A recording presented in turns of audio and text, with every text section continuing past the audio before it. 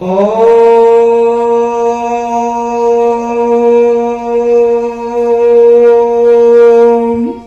अमृतोपस्तरणमासे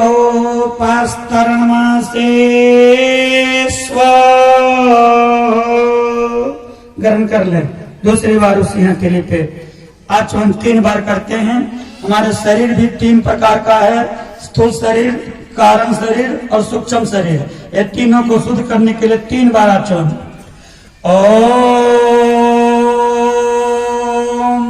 अमृता पिधानमसे स्व। ग्रहण कर ले। तीसरी बार उसी हथेली पे ओम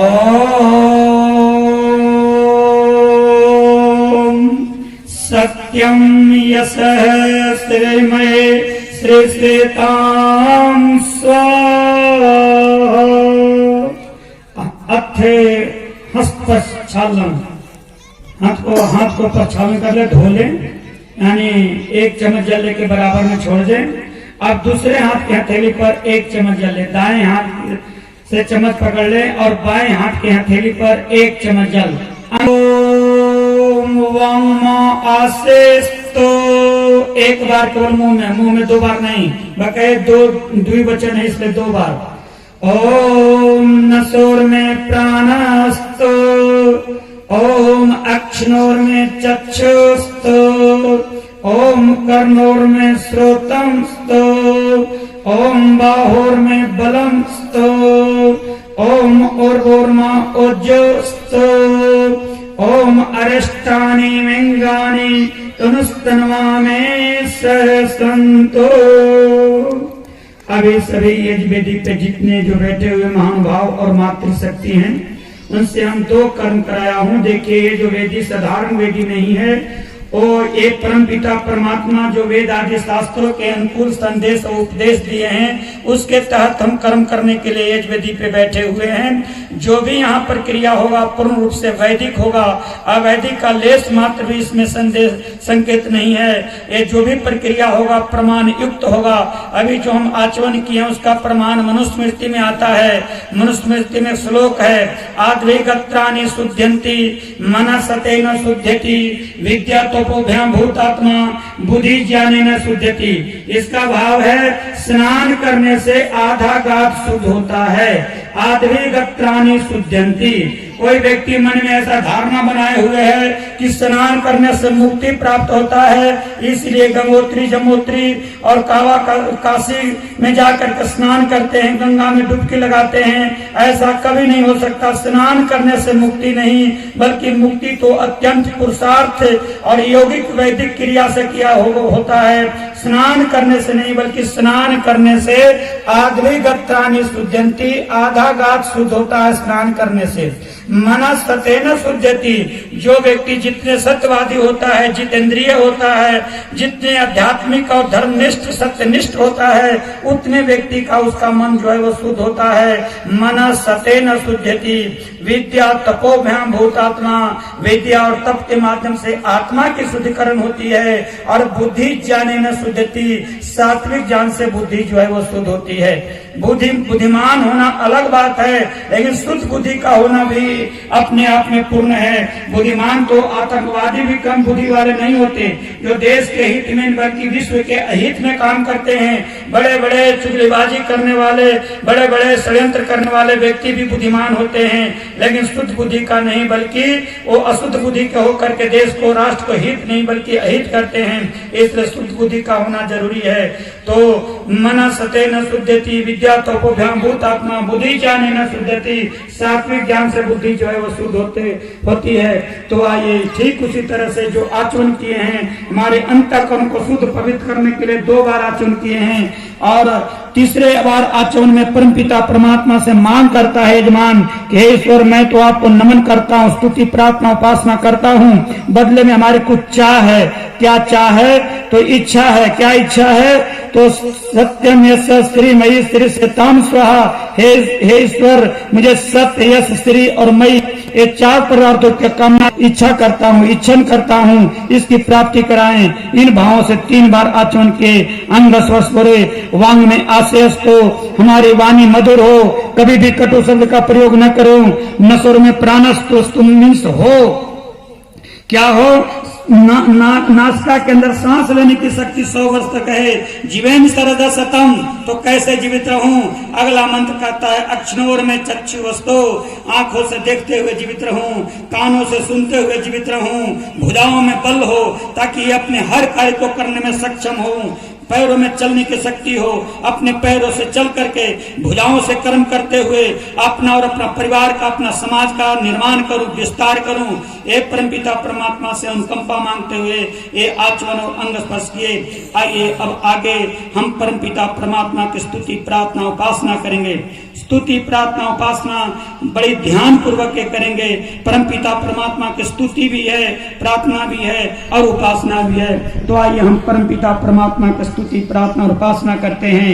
अथे देव यज्ञ ईश्वर स्तुति प्रार्थना उपासना मंत्र।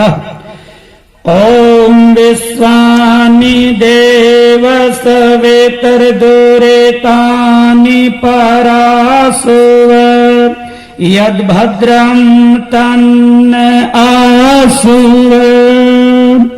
तो सर्वेश सकल सुखदाता शुद्ध स्वरूप विधाता है, उसके कष्ट नष्ट हो जाते जो तेरे डिगियाता है। सारे दुर्गुण दुर्व्यसनों से हमको नाथ बचा लीजिए, मंगलमय गुण कर्म पदार्थ प्रेम सिंधु सबको दीजिए। ओम हिरण्य गर्भः समवर्तत्राते भूतस्य जातः पतिरे कयासे, सदा धार पृथिवीं द्यामुते मां कस्मै देव एह विसा विधेम। तू ही स्वयं प्रकाश सुचेतन शुद्ध स्वरूप सुत्राता है। सूर्य चंद्र लोका देखो तू रचता और टिकाता है। पालेता भी तू ही है, घट घट में व्यापक स्वामी। बलेदा यस्य विश्व उपासते प्रशिषम यस्य देव, यस्य छाया अमृतम यस्मृतो कस्मै देवाय हविषा विधेम। तू ही आत्म जानवल दाता यश विधि जन गाते हैं। तेरी चरण शरण में आकर भवसागर तर जाते हैं। तुझको ही जपना जीवन है, मरण तुझे विसराने में। मेरी सारी शक्ति लगे प्रभु तुझसे लगन लगाने में। ओम यह प्राण तो निमिषतो महेत्वेक इंद्र जगतो बभूव, येसे सदपद चतुष्पद कस्मै देव एह विसा विधेम। तूने अपने अनुपम माया से जग ज्योति जगाई है। मुंजी और पशुओं को रचकर निज महिमा प्रगटाई है। अपने ये सिंहासन पर श्रद्धा से तुझे बिठाते हैं। भक्ति भाव से भेंटे लेकर तब चरणों में आते हैं। ओम एन द्योर्ग्रह पृथिवे चडेधा एन स्वस्तवेतम एन नाकः, यो अंतरिक्षे रजसो विमान कस्मै देव एह विसा विधेम।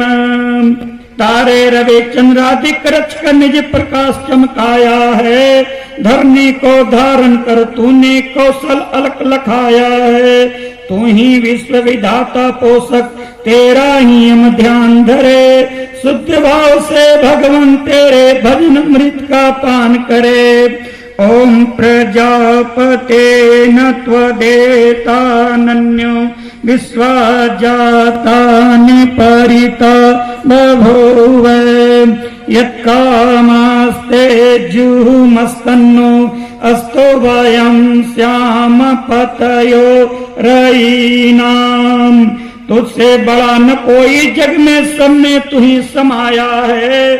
जड़ चेतन सब तेरी रचना, तुझ में आश्रय पाया है।